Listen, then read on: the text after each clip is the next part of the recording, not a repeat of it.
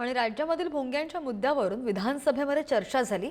विनापरवानगी भोंग्यांसाठी पोलिसांना जबाबदार धरलं जाईल असं सुद्धा यावेळी मुख्यमंत्र्यांनी म्हटलं। भोंग्यांच्या मुद्द्यावरून आदित्य ठाकरेंकडून मुख्यमंत्र्यांचं त्यांनी अभिनंदन सुद्धा केलंय। तर भोंग्यांच्या दंडांमधील अर्धी रक्कम तक्रारदाराला देण्यात येणार असंही मुख्यमंत्र्यांनी म्हटलंय। येऊरमध्ये रात्रभर पार्ट्या सुरू असतात, त्याकडेही लक्ष द्यावं असं दुसरीकडे जितेंद्र आव्हाड म्हणतात। येऊरमध्ये अशा पार्ट्या होत असतील तर कारवाई केली जाईल असं सुद्धा मुख्यमंत्र्यांनी म्हटलंय। एसओपीची अंमलबजावणी करण्याच्या संदर्भात तर निश्चितपणे ती अंमलबजावणी तर चाललेलीच आहे।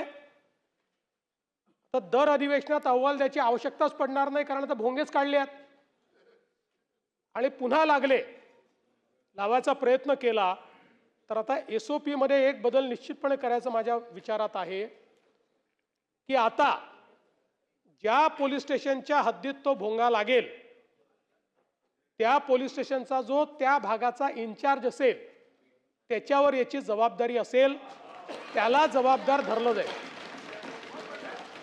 विना परवानगी भोंग्या करतात त्याला जबाबदार धरलं जाईल।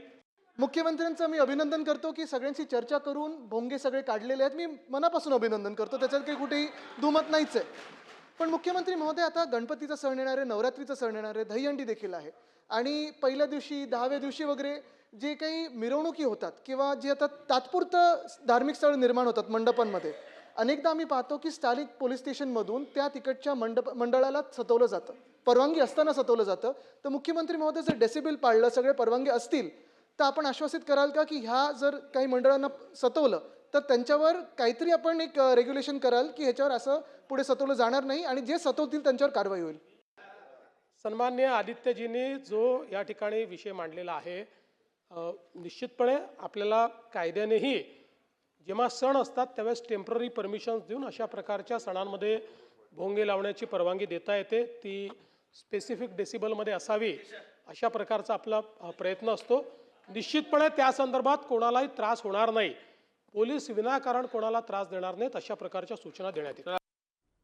आणि अनधिकृत भोंग्यांच्या मुद्द्यावरून विधिमंडळात चर्चा सुरू असताना संजय राऊतांवर जोरदार टोलेबाजी झाली।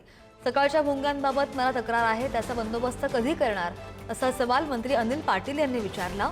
तर सध्या ध्वनी प्रदूषणाचा कायदा आहे, विचार प्रदूषणाचा कायदा नाही असं म्हणत मुख्यमंत्री फडणवीस यांनी नाव न घेता राऊतांना टोला लगावला। काम मुख्यमंत्री महोदय, तुमच्याकडे इतकं चांगलं काम होतं, पण त्या सकाळच्या 10च्या भोंग्याचीही माझी तक्रार आहे, त्याचाही विचार करा। नाही, त्याच्याकरता त्यातला एकच प्रॉब्लेम आहे की आता ध्वनी प्रदूषणाच्या विरुद्ध आपल्याकडे कायदा आहे, पण विचाराच्या प्रदूषणाच्या विरुद्ध अजून कायदा व्हायचा आहे। तो कायदा झाला की त्याचा आपण विचार करू।